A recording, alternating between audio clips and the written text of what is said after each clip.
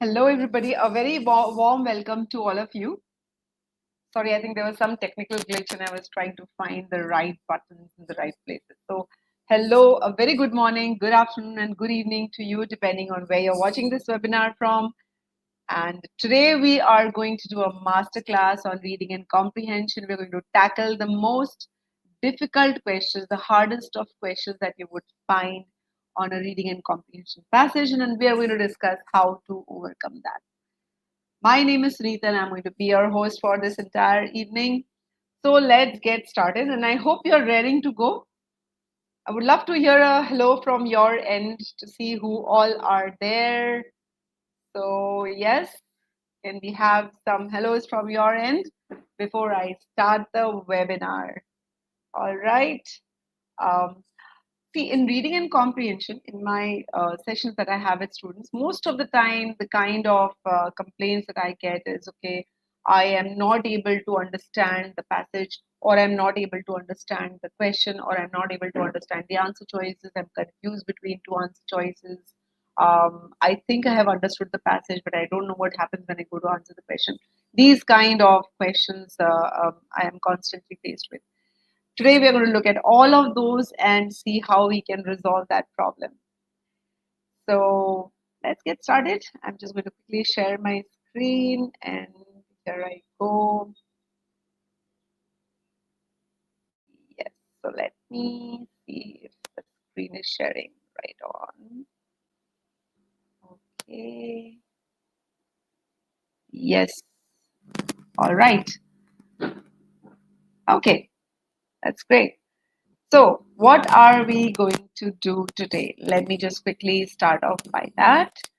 Uh, So I've already introduced myself to you. If just a little bit more on the introduction is I love teaching. I've got tons of teaching experience, and through my experience, I have understood the problems students face when they are solving these RC questions or CR questions in GMAT, and I have tried to find solutions uh, depending on the problem the student is facing. Now, what are we going to do today? We are going to learn how to read the passage in the most effective manner. Now, I know everybody tells you to read the passage properly, but what is this reading the passage properly? Today, we're going to look at that. The other thing which is very, very important is how to read the answer choices such that you're able to save time and eliminate with accuracy. Given that over 80% of the questions on GMAT RC are inferential, there is a way, there is a technique to be able to save time on the answer choices. And all of this we are going to do by solving some typical inferential question types, the hardest of the types. We're going to do one question on how to identify the primary purpose of the passage and solve a question on that.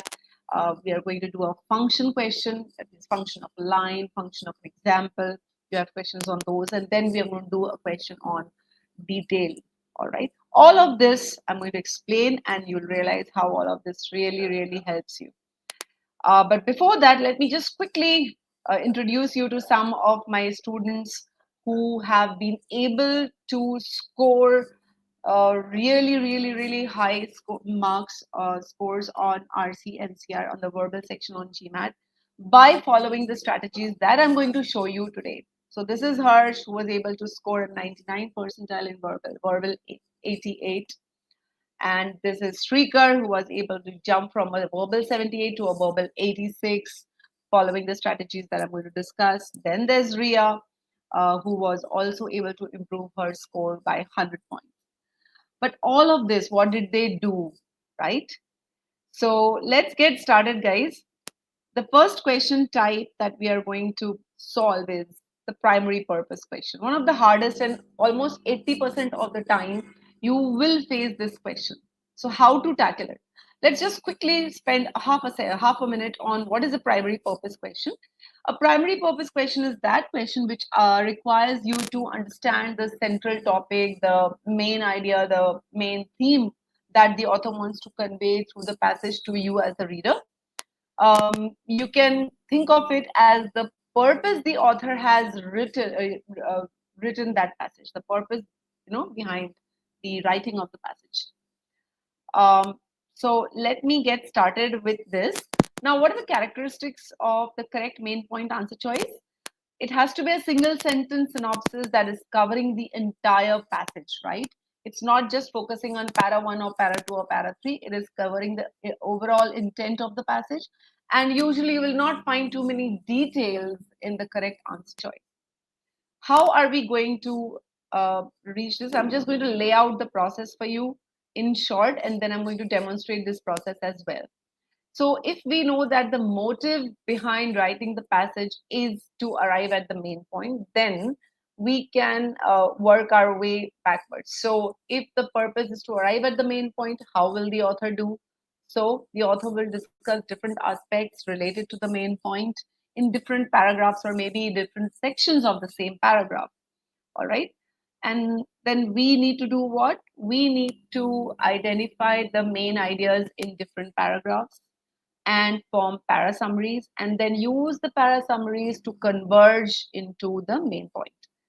Map the passage. So today we're going to talk about all of this, creating a mind map when you're reading the passages, how to summarize the key ideas, and all of this by following the involved and evolved reading approach that GMATWhiz is so famous for. All the students that I introduced you to, they all followed this method of reading, not just in reading and comprehension, but in even in data sufficiency, TPA, and MSR, and they found that they were able to improve their scores. So what is this? Let's get started. Here's a passage for all of you, and I want you to read this passage. I'm going to give you a good 5 minutes to read this passage, and at the end of it, I'm going to bring up the question that you are going to attempt. All right. So let's get started. All right. I'm going to mute myself. 5 minutes, your time starts now. And then I'm going to show you how this hard passage, this is a 805 difficulty level passage. The question itself that we are going to solve is a 95% difficulty level question, but I'm going to show you how it can be simplified. So stay with me and get started. 5 minutes, your time starts now. At the end of 5 minutes, I'll bring up the question. All right.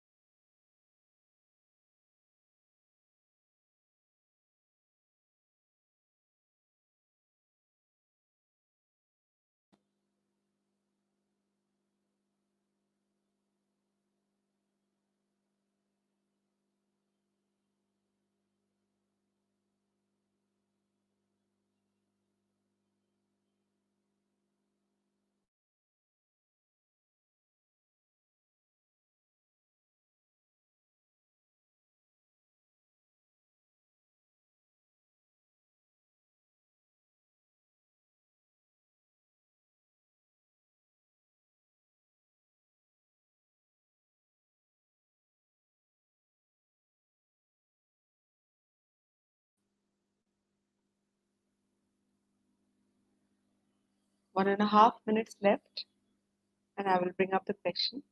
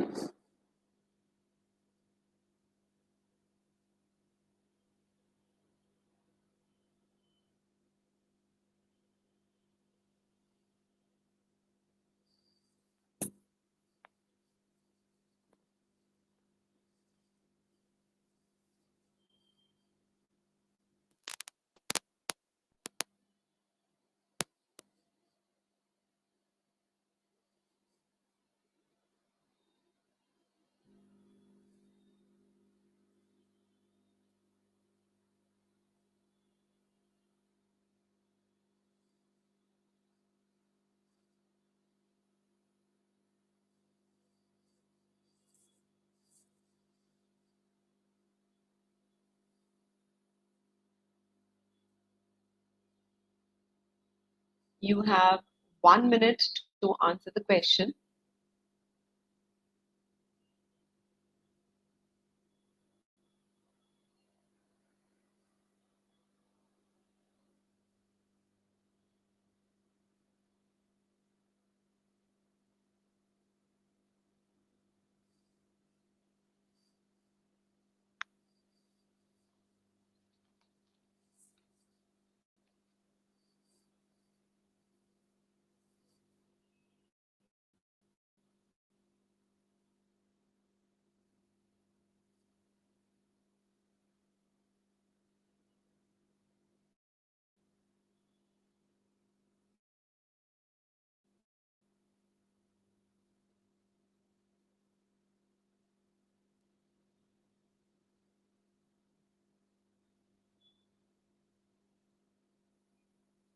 All right, time up, guys. Can we have some answers?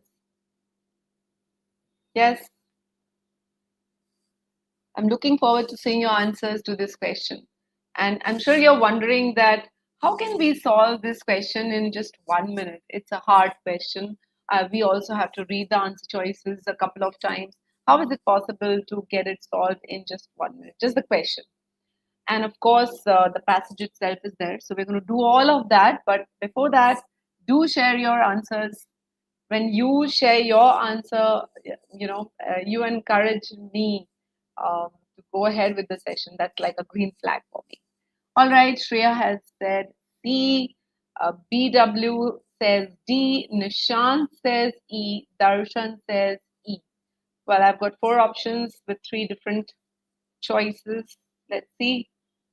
Yes, can we have some more answers? Manas believes it should be B. Okay. Your minute is also over. So we are going to get back to that question. But before that, how will we reach the correct answer? All right. A lot of that depends on how you read the passage. So I'm going to show you how to read any passage. All right. The hardest of passages, how to finish reading it, drawing the right mind maps, identifying the main ideas as you go along. All right, with the thought process in mind that you would need to answer the main point, the primary purpose question. All right, so bear with me. Thank you, Alessandro, who says it's B. So we've got 2 B's, 2 E's, 1 D, 1 C. All right, let's see who is correct. So let's get started.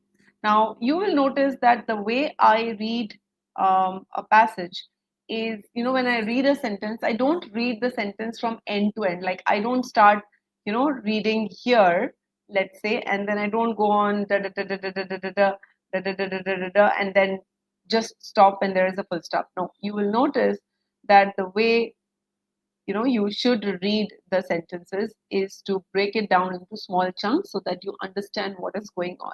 And whenever you're entering a passage, make sure that entrance is way slower than the rest of the passage. In fact, just to give you a heads up, if I were in your place and I was reading this passage, I would probably take a little more time on the first paragraph compared to the other two paragraphs. Why? And that is not because of the length of the paragraph. Irrespective of the length, I would always take more time on the first paragraph because it sets things in perspective. It helps me set the context, the background of whatever is to come next. Okay, you'll find how useful it is when you read this passage. Let's get started. In current historiography, now if you don't know what is historiography, just say okay, it is something about current history. Historiography actually means the writing of history, and you'll come across this term quite often when you look at RC passages on GMAT. So in current historiography, okay, we're talking about the current thing, the picture of a consistent, unequivocal decline in women's status. Now, I would stop here. A lot of you come to me and say, there are some difficult words in a sentence and not able to understand. I'll show you how to understand. Now, you do know the meaning of consistent, right? Let's say you don't know the meaning of unequivocal. However, you would know that here, since we don't have any contrasting words, unequivocal would mean something which is along the lines of consistent. All right. So don't have to worry too much about that, even if it is not clearly given. So what we need to, unequivocal, by the way, means clear. Unequivocal means clear. So the picture of a consistent, clear decline in women's status with the advent of capitalism and industrialization. Okay, so we are talking about women's status declining with the coming of capitalism and industrialization. All right, is giving way. Now I'll stop here. What is giving way? This picture of a consistent decline, this idea of a consistent decline in women's status because of capitalism and industrialization is giving way to something else. To what? To an analysis that not only emphasizes both change. So instead of just decline, we have both. Both means two things are there. Whether improvement or decline. Okay. So the current historiography is telling us that this picture of only decline is now giving way to a picture which talks about not just decline but also improvement. Okay, so which not only emphasizes both change and continuity but also accounts for geographical and occupational variation. So this big line, if you see this long sentence from here to here, it tells us what? It tells us there is an old picture. It tells us there is a new picture. It tells us the old picture was all about decline in women's status with the coming of C&I. C&I means capitalism and industrialization. But then that is giving way to a new picture which says that this change is not just decline, could also be improvement. And it also takes into account variations, geographical and occupational variations means this picture would contain changes depending on geography, depending on occupation. So if I were to kind of write down in short, my takeaway from this one big line is there is an old idea. This is giving way to a new idea. The old idea is this, the new idea is this. Let me know in the comments if this process is clear, guys. And this is a very, very important step in you setting up your understanding of a hard passage. In fact, all passages you should attempt like this only. Let me know if this process is clear. You could just say clear or you can just say yes and it would be good to go. You could let me know that did you understand this as clearly as you were able to understand now? Were you able to understand it as clearly or on your own? Or is this clearer? Do share your thought process and do let us know if you have not understood anything. Thank you, Shreya. Thank you, Manas. Okay, it seems we are good to go. So let me continue. All right, so this was all about reading one single sentence, and because the single sentence is the introductory sentence, I will be very careful. And you would have seen in how many places I stopped and I connected. Okay, so this is the basic building stone, or you can say the basic process of involved reading. Let's read on.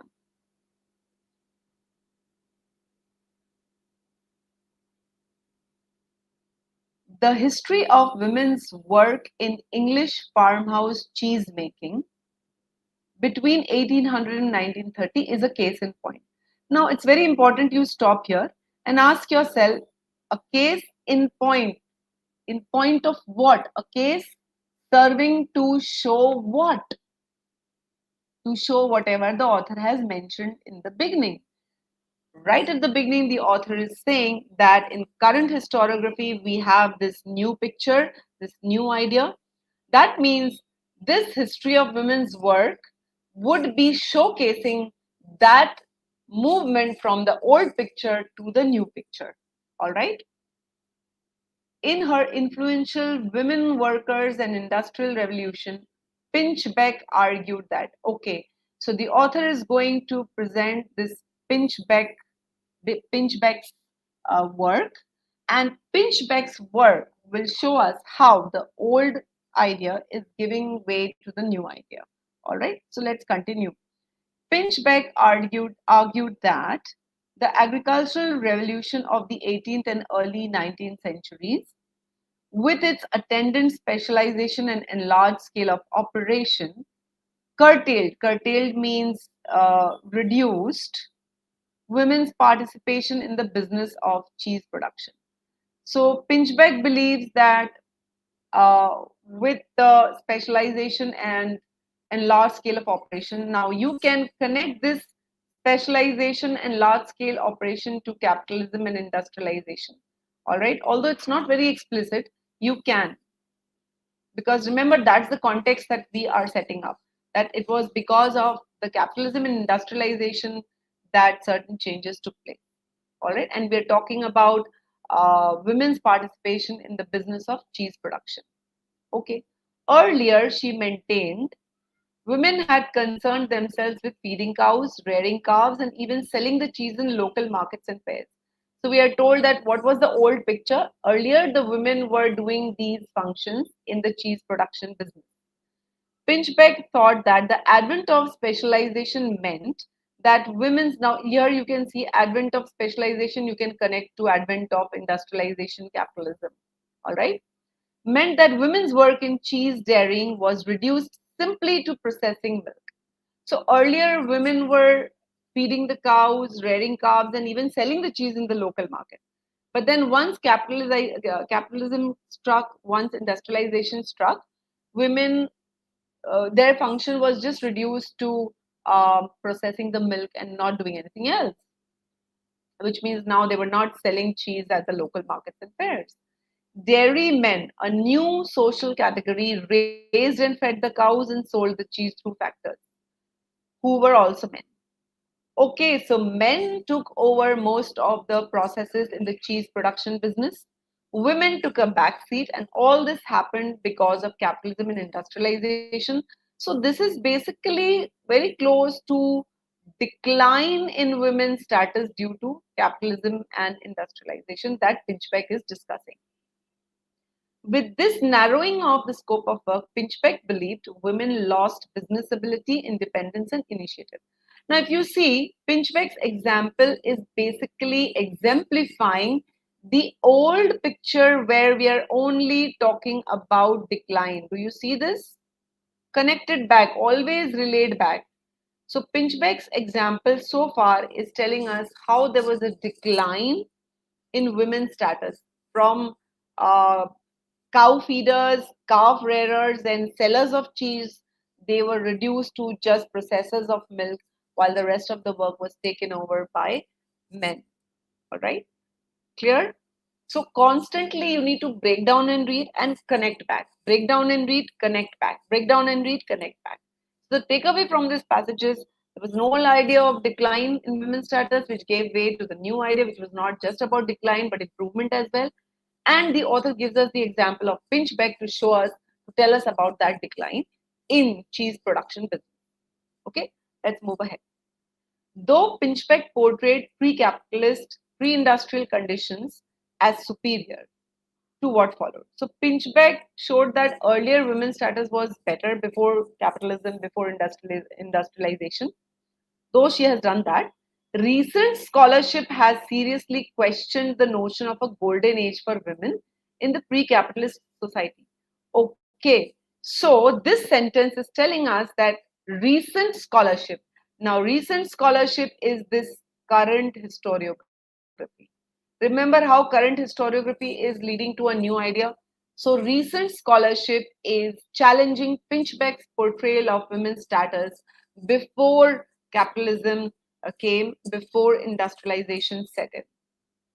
And then the author is giving us an example about how this recent scholarship is challenging Pinchbeck's ideas. For example, always like ask yourself what the example is being given for. Scholars note that women's control seldom extended to the disposal of the proceeds of their work. Now, remember in the first paragraph, how Pinchbeck says that earlier women were selling the cheese in local markets. This sentence here is telling us that they were selling, but they were not getting the control of the proceeds of their work. That means they were not getting the money from whatever they were selling. In the case of cheese, the rise of factors means men who took care of the cows, may have compromised women's ability to market cheese at fairs. But merely selling the cheese did not necessarily imply access to money. So we are saying that pre-capitalist women did not really have access to the money from the cheese that they were selling, which means they were really not better off as Pinchbeck portrayed. Davidoff, maybe this is some recent scholar, cites the case of an Essex man who appropriated means took, all but a fraction of the money from his wife's cheese sale. So basically, this paragraph is simply attacking Pinchbeck's idea of a golden age before capitalism. And this says that it's not that women were financially better off earlier. Okay? Let's move to the third paragraph. By focusing on somewhat peripheral operations, moreover. Now, this moreover tells us that this, whatever the previous paragraph, we are going to build on whatever the previous paragraph was saying. And the previous paragraph was clearly about recent scholarship challenging Pinchbeck's portrayal of women's earlier status.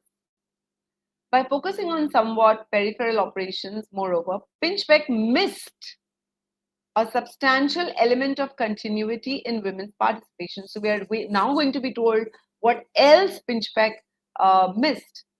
Throughout the period, women did the central work of actually making cheese. So that was the thing that continued. Even earlier, they were processing the milk to make the cheese. Afterwards, also, they were processing the milk to make the cheese. So that remained constant. That did not change. That did not decline. Their persistence in English cheese dairying contrasts with women's early disappearance from arable agriculture in southeast England. Now, suddenly you would wonder, why are they talking about southeast England? Now, remember earlier in the first line, they were also talking about geographical and occupational variation. And this is telling us about a different geography and a different occupation. It is talking about agriculture. It is talking about a different geographical location, that is southeast England. So the author is saying that women, English cheese making, English cheese production business, there was a continuity. Women did not disappear from it. They still had a role. But women disappeared from the agriculture in a different part of the world and from American cheese dairying. So the recent scholars are showing you there are variations in that entire process of decline and improvement. In different parts, different things were happening. In different occupations, different things were happening with regards to women's status. Comparing these three divergent developments yields some reasons for the differences among them. and Pinchbeck did not account for those differences. English cheesemaking women work in a setting in which cultural values, agricultural conditions, and the nature of their work combined to support their continued participation.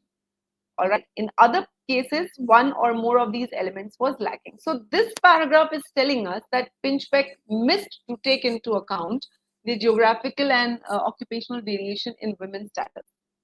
And that's about it. These are the main ideas of this passage. So Alessandro is, Mana says he tends to forget first half of the sentence when I'm reading the second half. Manas, that has to be developed. Initially, maybe you could, just write one or two words for the first half so that you can mentally connect to it. And gradually wean yourself away from that habit, because we don't want to write too many things. Writing should be done after you have understood everything and you want to jot down a few reminders. On a passage like this, I would easily spend anything between 4.5 to 5.5 minutes. You will realize we can save time on the question. I'll show you. Remember, I promised you at the beginning that how I would show you how we can save time on the questions themselves, on the choices themselves. But you cannot cut corners in the passage. Here you have to give time. So you should spend that much time at least. All right. Okay. Let's now assemble all of this for the primary purpose question. So the first para summary tells us that the old idea is giving way to the new idea, and an example of that is Pinchbeck. And then in the second paragraph, recent scholarship is attacking Pinchbeck's portrayal. And the last paragraph also, we are talking about what Pinchbeck missed. So all in all, if I join these three paragraphs, right? If I join these three paragraphs, this one, these three, what do I get? So summary, like my main idea of the passage, according to me, what the author is trying to tell me as a reader is how Pinchbeck, the author is using Pinchbeck's example to show me how there has been a change from the old idea to the new idea. Earlier idea was there was only a decline, all right, there were no geographical variations taken into account, but the new picture, the recent picture tells us that there was both an improvement and decline, and there were the new idea takes into account the geographical and occupational variations. So I am going to keep this in mind when I'm going through the question. Here comes the question. Now, remember what I showed you just now, how to break and read the sentences in the passage? Remember how I was breaking each of the sentences and reading? Okay, same thing you've got to do here. So I'm just quickly going to bring up what we have already identified as the main idea. Pinchbeck's example being used to show the transition from old idea to new idea. So let's get started with the primary purpose. The primary purpose of the passage is to present recently discovered evidence. I'm going to just stop here. Has there been any evidence discovered recently? We are talking about current history, but no recently discovered evidence is there. So I'm just going to cross this out here. Notice that I'm not wasting time reading this, processing this. I'm just taking 5 seconds or 10 seconds just to think whether there is any recently discovered evidence. There is no such discovered evidence. We are just talking about the current history, and that is not discovery of evidence. All right, so A is out for me. Describe, so the primary purpose is to describe how reinterpretations, are we reinterpreting anything anywhere? No, out. Another 5 to 10 seconds max here. Explain, okay, I'm okay with explain, why some historians, now I'm just waiting, does the author talk about historians? Okay, the author does talk about recent scholars and all that. Explain why some historians have tended to emphasize change. Now the author says that the recent historiography is emphasizing both change, if you go back, emphasizing both change and continuity. But C is saying they have tended to emphasize change rather than continuity. So I can remove it. Now notice how I'm breaking down the sentence into small portions. The moment I arrive at a portion which does not align with the passage, I cut it short there and then. Explore how changes in a particular occupation. Now, are there changes in a particular occupation being discussed? Yes. Serve to counter the prevailing view. No, the changes themselves are not countering the prevailing view. In fact, we are countering the earlier view.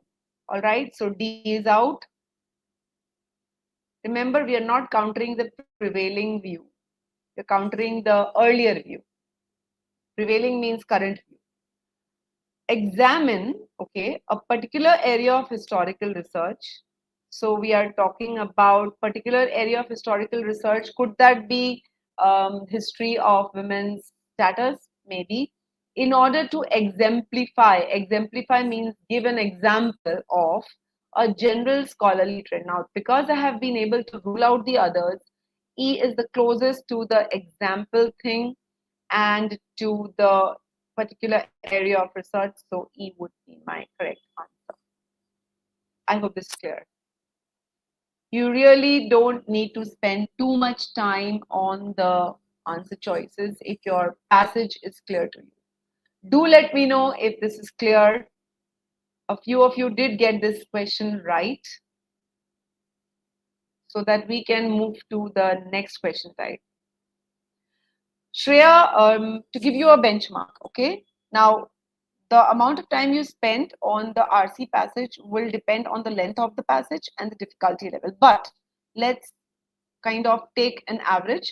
Anything from 3.5 minutes to 5.5 minutes, easily.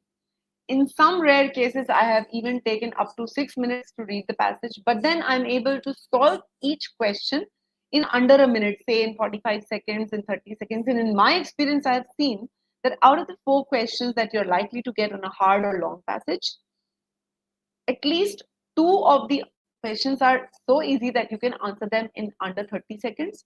And then you might have one hard question which might take you about a minute, 10 seconds, 15 seconds, and another which would take you a minute. So it all evens out to 8 to 9 minutes total. Tarun, just a mind map is good enough. Just a mind map. Initially, if you find making the mind map difficult, you can take the help of pen and paper, but try to wean yourself away from that. Eventually, what you can just bring it down to is, for example, here, for the benefit of you viewers, I have written full sentences. But all you would need to write that old idea, arrow, new idea. Okay? Not just decline, but also improvement. Pinchback example. Just that. Just these few words and phrases you can write down to remind yourself of the flow. Just write down a few words, Tarun. As I was saying, just write down a few phrases, words, alphabets, arrows. You know, note making is also an art which you can gradually develop by using shorthand, which is your style of shorthand, and you'll recognize what you have written. Okay? You're welcome. So with that, this was about the primary purpose, and this was a 95% hard question, and I've shown you how you could eliminate the answer choices by dividing and reading them. One of my students who recently scored a verbal 88, he used exactly this method. I'm just going to quickly share the link to his story with you, and you can go and watch it later on. So I'm just going to share it right now. You can see it on the screen. Just give me a moment. The link is there on the screen. 6 minutes per RC inclusive of questions. No, Shreya. No, Shreya. Let me quickly.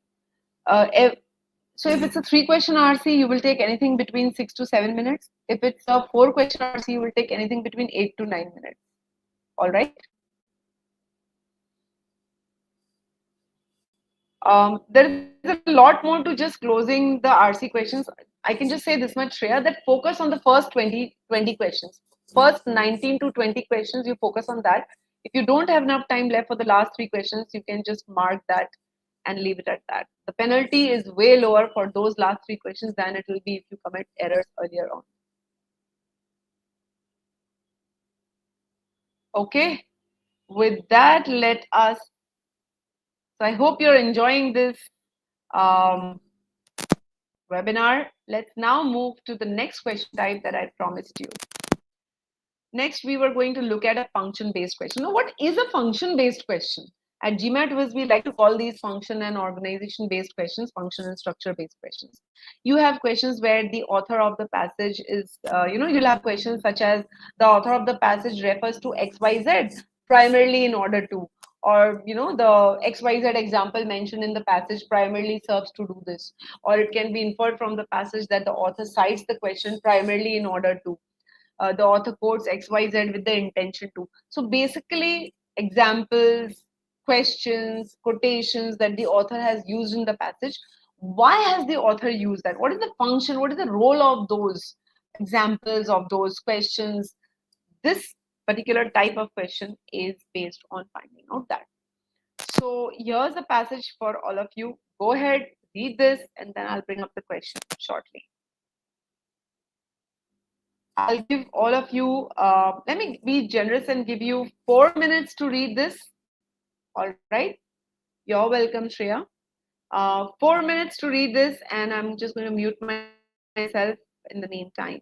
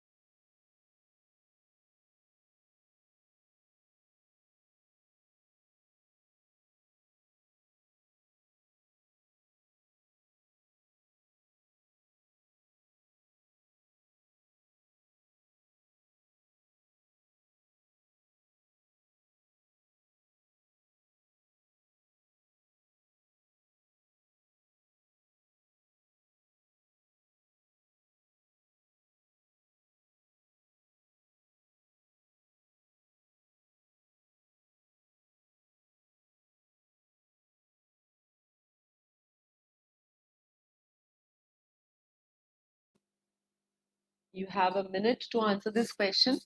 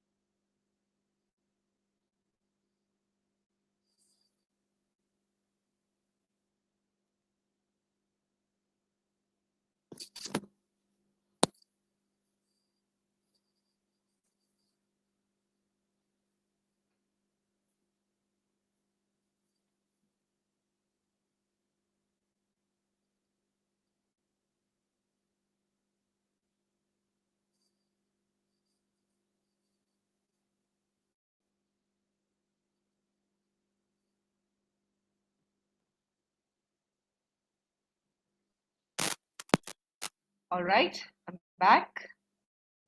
So let's see the answers. Thank you for sharing your answers. So I've got Tushar saying it's B, Nishant saying it's D, Shreya saying it's B. Can we have some more answers? Yes, please. There's so many of you watching this webinar. I can see the numbers here. Do share your answers, even if you're not very sure of it, so that at least uh, you know, the reasons for which you eliminated things, whether they are correct or not. Manas says C. So we've got B, C, D. All right. Okay. Well, let's see. Let's get started with our process once again. So I'm going to show you once again, how to create that mind map. All right. And for those of you who feel you keep forgetting things, try to bring down everything in a very, in a very small, compact form. Just 1 or 2 words here. I'm writing down full sentences. You don't have to write down so many words. You won't have the time. You can just write, like, in our school days, if you remember, as kids, we had this story writing. No? The teacher would give you the outline of the story. Lion, jungle, cow, ran, hungry, and then you had to form that into sentences. You can kind of draw that outline when you're reading the passage so that you don't forget things. All right, let's get started. It is an odd but indisputable fact. Now let's stop here. So we have the author's opinion right away. And it's very, very important to identify author's opinion as and when you can, because a lot of questions are based on the author's opinion. There is a webinar that I have on YouTube on reading and comprehension inference questions based on the author's opinion. Do go and watch it. It is an odd but indisputable fact. So the author finds something odd but doesn't dispute it. What is that odd thing? That the 17th century English women, okay, a certain, women of a certain time period, who are generally regarded as among the forerunners of modern feminism. Now, what is a forerunner? Beginner. So there are these 17th century English women are supposed to be the beginners of modern feminism, and there is an odd fact about these women. What is that odd fact? Are almost all identified with the royalist side. Okay, let me now connect it together. It is an odd fact, okay, that these 17th century English women are all identified with the royalist side. Okay, that's the crux of the sentence. And that is the odd part. What is this royalist side? We don't know. In the conflict between royalists and parliamentarians known as the English Civil War. So in my head, and you can do this rough work for yourself, we have the English Civil Wars, and we have two sides here. We have the royalists and we have the parliamentarians, and there's a conflict between the two. And we are saying all these women, I'll just use the word W here, all these women came from the royalist side, and this is what the author finds odd. So you can just do this little bit of diagram. Or in short, you can just tell yourself, okay, this paragraph introduces a very indisputable but strange or odd fact. I hope this helps. So those of you who were saying you find it difficult, you forget what you have read, uh, Tarun was saying, right? Retaining information. So you can maybe draw a flow chart like this, or you can just write on a few words like this. All right, Tarun. I think earlier somebody else was, Manas was also saying the same thing. All right, so I hope this helps.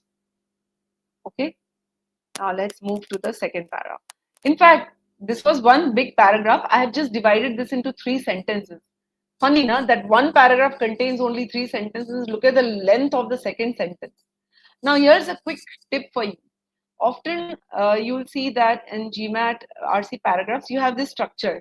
You have a part which is outside the dash, and then you have a part which is inside the dash. So what I have learned to do is the part inside the dash, I read after reading the part outside the dash. I'll show you how. Since royalist ideology, okay, we are talking about this royalist side, often associated with the radical patriarchalism of 17th century political theorist Robert Filmer. Now, you can kind of just ignore this for the time being, all this detail. Only note that the timeline is same. So, royalists were related to Robert Filmer's radical patriarchalism. So now I'm reading the part outside the bracket, right? I'm just going to show you how I'm reading it. Give me a moment. Yeah.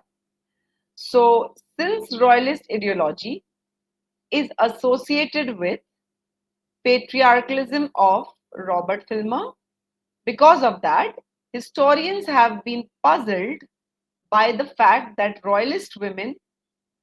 So we are now going to expand on that puzzling fact, on that odd fact. What is odd?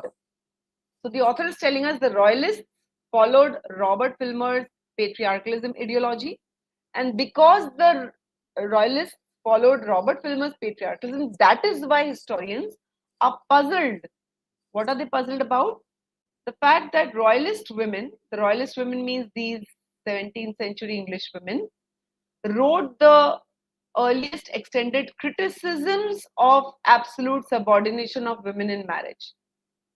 Now remember, the historians are puzzled because royalist women are writing criticism of subordination of women in marriage, and these royalist women are asking for women's rational and moral equality with men. But why is this odd?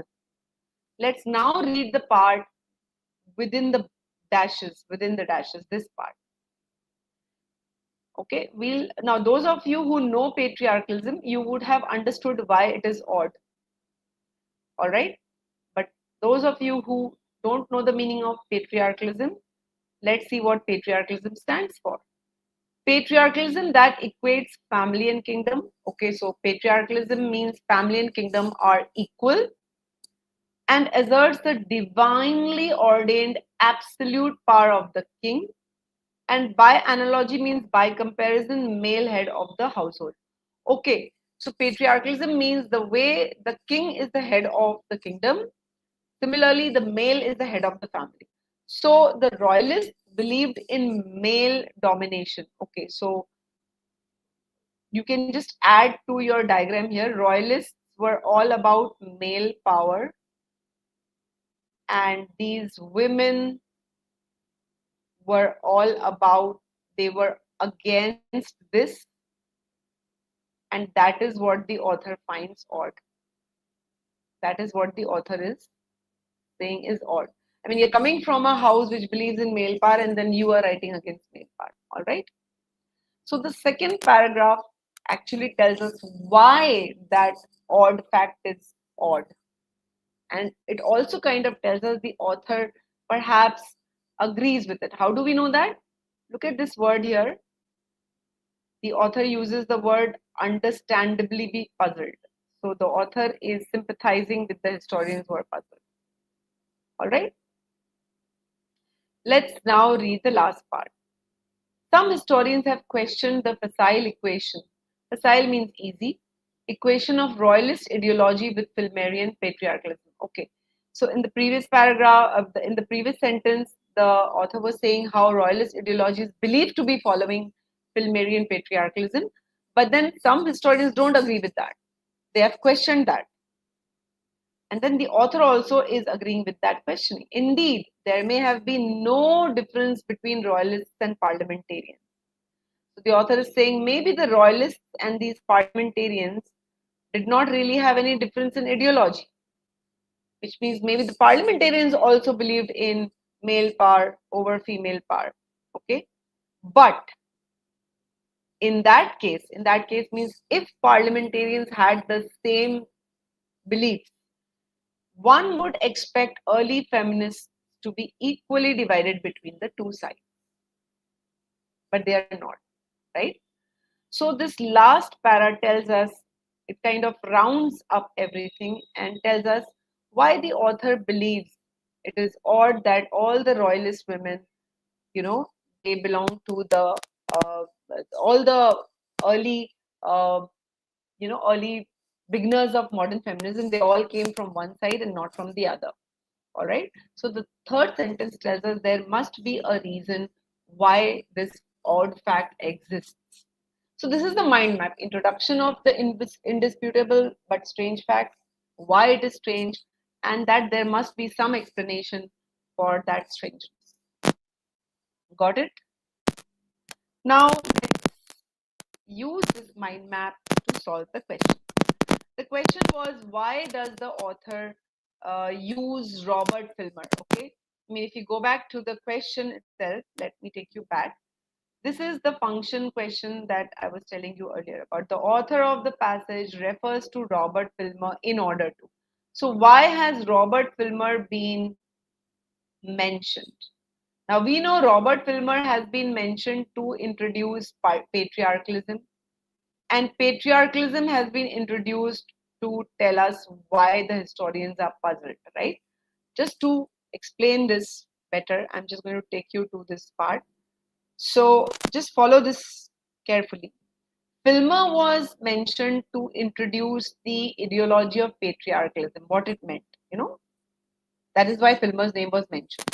But then why was patriarchalism mentioned? Patriarchalism was mentioned to tell us that the royalists followed patriarchalism. But why were we told royalists followed patriarchalism? We were told that to tell us that royalists believed in the male power. Why were we told? Why was our attention drawn to the fact that royalists believed in male dominance? Because royalist women, the author wanted to tell us that the royalist women wrote against this absolute male power. So ultimately, it seems to be that Filmer was mentioned to tell us that royalist women were against patriarchalism, to draw our attention to the idea that royalist women were against the royalist ideology. So, in short, the purpose of referring to Filmer was to show that the belief of the royalist women was very different from the belief of the royalist side as a whole. Okay. So, in short, our answer is Filmer was referred to in order to draw our attention on the contrast between the royalist ideology, which was patriarchalism, and the ideology of the royalist feminist. Now, keeping that pre-thinking in mind, let's now go ahead and eliminate options. So this says Filmer was primarily mentioned to show that royalist ideology was more radical. Now ask yourself, at this, just stop there and ask yourself that was the purpose to just tell us that royalist ideology was more radical, or was it more than that? It was definitely more than that. So the answer is no, and this is out of scope. Qualify. Now, what does the word qualify mean? At GMATWhiz, we have this whole segment where we discuss these confusing words: qualify, evaluate, assess, examine, trace, explore, discuss, explain. establish, prove. So qualify, a lot of people have the wrong understanding of qualify. Qualify means to limit the strength or meaning of something. Okay, maybe limit the meaning of a sentence, limit the meaning of a claim, or limit the meaning of something. Ask yourself, does the author want to limit the claim of anything here? Does the author want to put some restriction on the claim that patriarchalism was the basis of royalist ideology? No, the author is not questioning that. All right, so this is also not the correct answer. Question the view. Is the author questioning anything? Well, the author is definitely telling us that there was a difference between the belief of the royalist women and the belief of the royalist ideology. But is the author questioning any view? Not really. However, if you're not convinced, you can read ahead. Question the view that most early feminists were associated with the royalist faction. This actually the author agrees with. The author actually says this is an indisputable fact. See, the author says that 17th century English women were all identified with the royalist side. So the author does not question the view that early feminists were associated with the royalist faction. This is opposite of the correct answer. Opposite of the premise. Now, B says the purpose of mentioning Filmer was to highlight. Highlight means to focus our attention. Highlight an apparent tension. Apparent tension means the contrast between royalist ideology and early feminist ideas. Yes, this is for our pre-thinking, and this is the correct answer. E, argue that royalists held conflicting opinions. The royalists did not hold conflicting opinions as such. It was the royalist women and the royalist ideology that the conflict lay between. So E is also a very distorted way of presenting that. All right. Now at GMATWhiz, now the key difference between how you read and how you should be reading is that you are focusing on reading speed and time saving strategies rather than focusing on the comprehension speed. If you focus on the comprehension speed, you will find that your reading speed will automatically, you will take less time to understand, you will take less time to answer the question. Involved and evolved reading means thinking like the author, putting yourself in the author's shoes to understand what the author is trying to tell you, break sentences into small chunks, understand its meaning, jot down if you want to jot down. Not always, huh? My advice would be don't jot down too many things. And for every subsequent sentence, keep relating back. Use the help of transition words and conjunctions to connect sentences and tell you what direction the passage is flowing into, and summarize. Okay? And at GMATWhiz, we help you build the right skills. I'm just quickly going to share with you on screen the link to the free trial version of the course if you're so inclined. If you want to take a quick look at the, let me just quickly put it there on screen.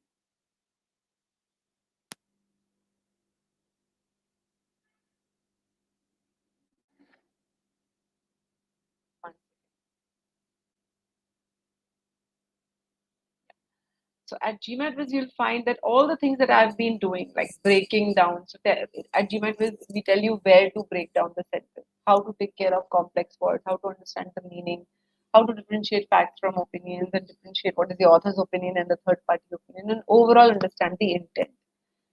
And we have dedicated over 10 hours to helping you build the right skill set. All right. Going through using small videos to tell you exactly what to do with certain words and portions. Okay, with that, let us proceed to the third question type. All right, and that is the detail-based question. Now, oftentimes you will find that the passage contains a list of things or multiple factors written separated by commas, and multitude. There's a list you will come across, or minute details, and when questions are framed around these small details, which you are likely to miss when you're reading the passage. All right, and you probably would need to go back to the passage to recall that little detail. So detail-based questions are those questions, and this passage is going to test you on that. So here's a passage for you. And again, I'm going to give you 4 minutes to read this passage. All right, guys? In the meantime, let me also share with you another link. If you are finding yourself in trouble with your prep, here's a link that you can use to talk to our strategy experts. Let me just quickly.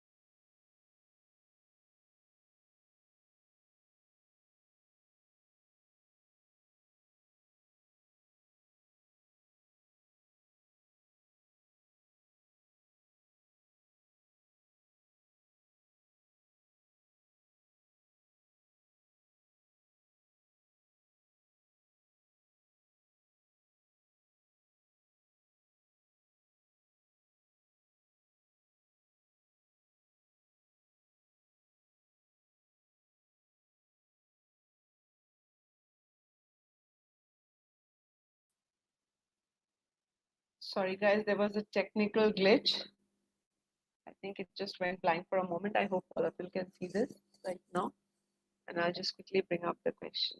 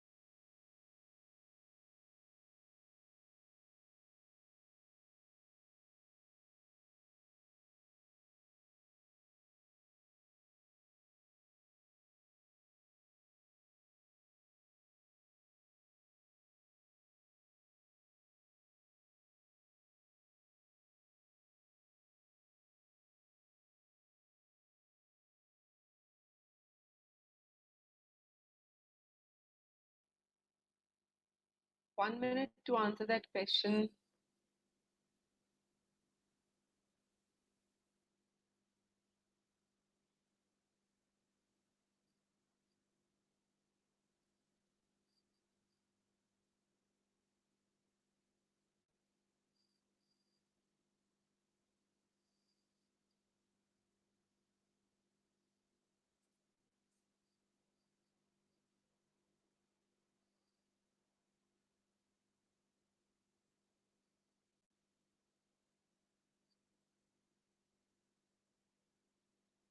Okay, let's have some answers. Those are very short sentences out there. And this is a typical detail-based question, guys.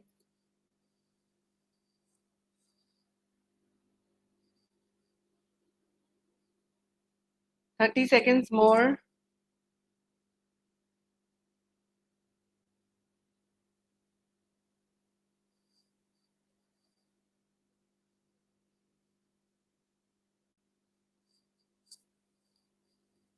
Thank you, Manas.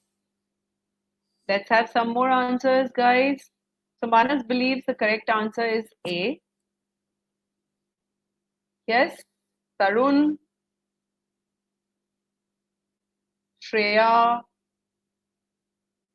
Alessandro, Saurav, Nishant, BW. Yes, please go ahead and share your. Thank you, Varun, Shreya. So A, B, right. Okay. Varun and Shreya believe it's B. Manas believes. Let's go ahead and see what's the correct answer. Now, typical detail-based question. Let's see. Once again, we'll quickly draw the mind map here. I'm going to go a little faster this time. Okay. So two works. All right. So we are talking about two works published in 1984. Two works. Demonstrate means show. Contrasting approaches. Contrasting approaches means opposite methods or contrasting methods to writing the history of United States women. Okay, right off the bat, we are talking about the author wants to talk about two works, and each of these works shows a different approach, all right, to how the history of US women is written. Okay, so that's for me a very, very important line. I'm just going to file that away. B&B is biography of Mary Fish. Okay, so maybe B&B is one person who has written the biography of Mary Fish. Biography means it's the story of a woman called Mary Fish. So B&B's biography makes little effort. Little effort means no effort to place her story. Her story means Mary Fish's story in the context of recent historiography on women. Okay, so the author is talking about BNB's approach. And what is BNB's approach? BNB does not place the story of Mary Fish in the context of recent history of women. Lepsock, meanwhile is very telling. So we are talking about two works, one by Lepsock, one by BNB. BNB wrote a biography of Mary Fish, which is not good enough. Let's see what Lepsock wrote. Lepsock, meanwhile, attempts not only to write the history of women. Okay, so BNB wrote the history of one woman, Mary Fish. But then Lepsock writes the history of women, not just one woman, in one entire community, but also redirects 2 decades of historiographical debate as to whether women gained or lost status in the 19th century as compared with the 18th century. So basically, we get to understand that this entire history of women that we're talking about is all about history of the 18th century women and the history of the 19th century women, and whether there was a gain or loss in status between the 2 centuries women. And we're talking about the shortcomings of BNB's biography, whereas Lepsock's work is definitely a bigger picture. All right. Second paragraph. I mean, not the second paragraph, the second zone. I create these zones in my mind when I'm reading the passage. It was one chunk that I gave you. Although both books means Mary Fish and Lepsock's work, Offer the reader the opportunity to assess this controversy. Which controversy?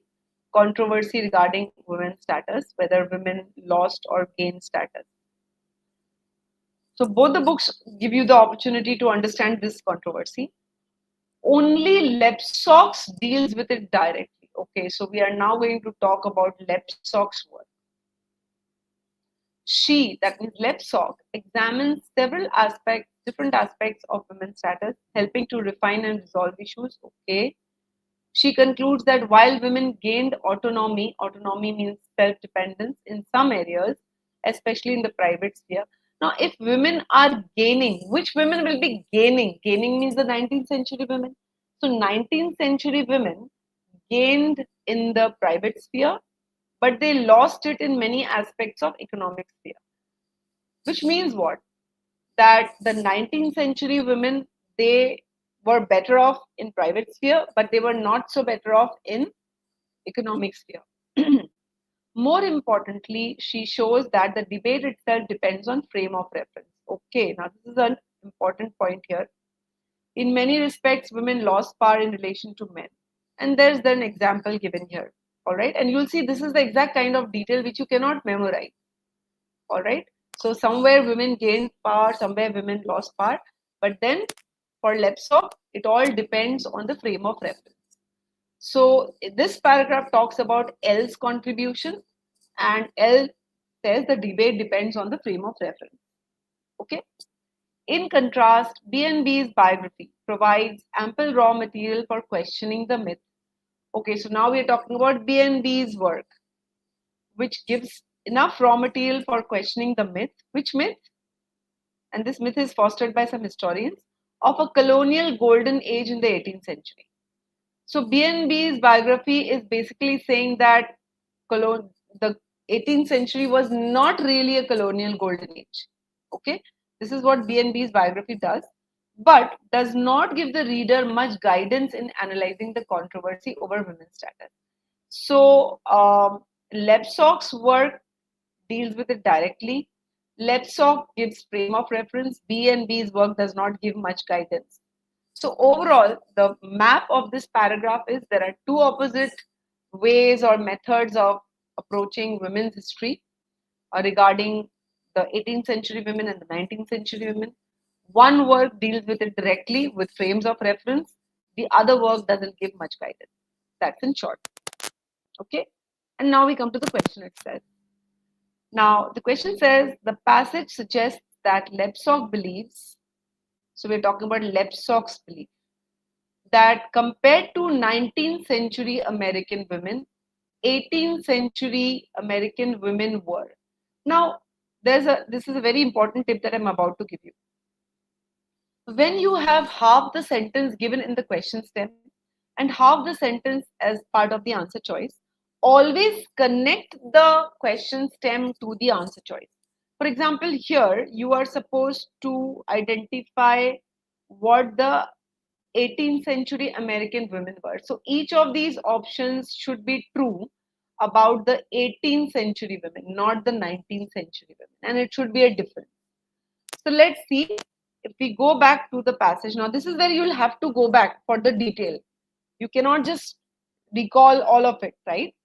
So we have it that women lost power in relation to men. And right before that, we have it that women gained autonomy in some areas. So women gained means which women gained? 19th century women gained.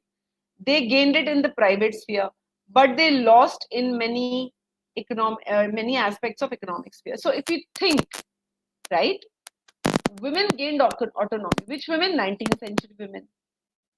But they lost it in many aspects of economic sphere, which means who lost? The 19th century women, which means the 18th century women were better off in the economic sphere, right? So 18th century women were generally better off with money. All right, therefore C is the correct answer. The others are not implied. They, in many respects, less powerful in relation to women. This is about the 19th century women. This happened to the 19th century women, but that's not what we are asking. more likely to own real estate. Who are more likely to own real estate? Again, we're talking about the 19th century women. More independent in conducting their private lives, 19th century. Less likely to work as school superintendents, 19th century. But the question really was about the 18th century women. So small details, okay? You need to be very careful. You need to read them carefully. I hope this was really, really helpful. Answer is not D, Varun. Answer is C. All of you were wrong. And this is exactly, in fact, you know what? The first question that we did today was 95% hard. The second question was 95% hard. This is just 65% hard. But you see the kind of mistakes you are liable to make during the exam. In fact, each of my students that you can see here, they were careful. They learned these small things, and they were able to get to the score they did get eventually. Isn't D also implied with the autonomy? No. No, Varun. If you go back, I'll just take you back. Give me a moment. See, once again, if you see the autonomy, especially in private sphere, is where women gain. That means the 19th century women. Lost means the 19th century women lost. So if the 19th century women lost in economic sphere, it means they must have had it when they were in the 18th century. All right.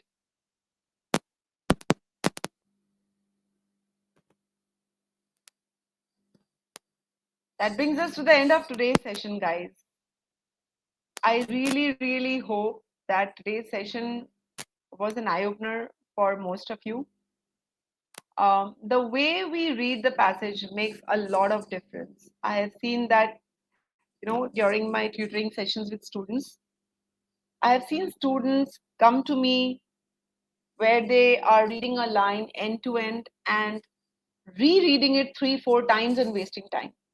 Instead of that, break the sentence in small parts. See, initially you will struggle with this, but you need to practice some, if you need to learn something new, you need to practice it day in and day out. And if you practice it regularly, give yourself 10-15 days. It's more than enough to get you on the right track. So many of my students have been able to improve their scores following this. Yes, Varun. So thank you so much, guys, everybody, for attending this session. Um, Without you, no session can ever be successful. And I wish all of you all very best for your test. I hope this session you have, even if you are able to apply one fraction of what you learned in the session, you will see major improvements in your performance. So thank you so much. Have a good day if you are just beginning the day, and a good night to all of you if this is the end of the day for you. Bye bye. I'll see you around soon.